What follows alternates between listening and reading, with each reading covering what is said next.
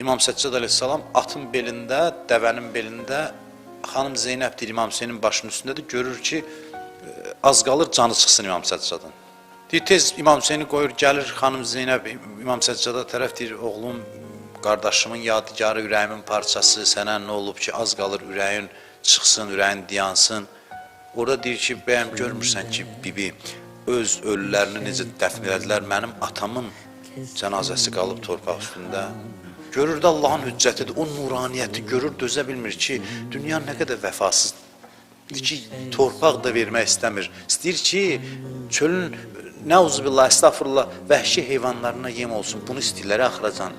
At çapdırırlar, yerlə bir eləyirlər, da qalmayıb, meydindən də əl çəkmirlər. İmam baxır, deyir ki, bu nə gərdişdir, bu nə zəmanədir, bu nə dövrandır.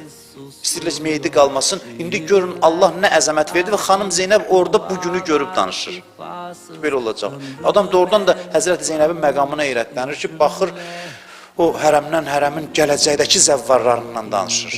Ki, sən elə bilmə ki, sənin atonun adı gedəcək, at ayağının altında tapdalamaqla. Yox, zaman keçəcək, dünya Hüseyn vasitəsi ilə Allahı tanıyacaq.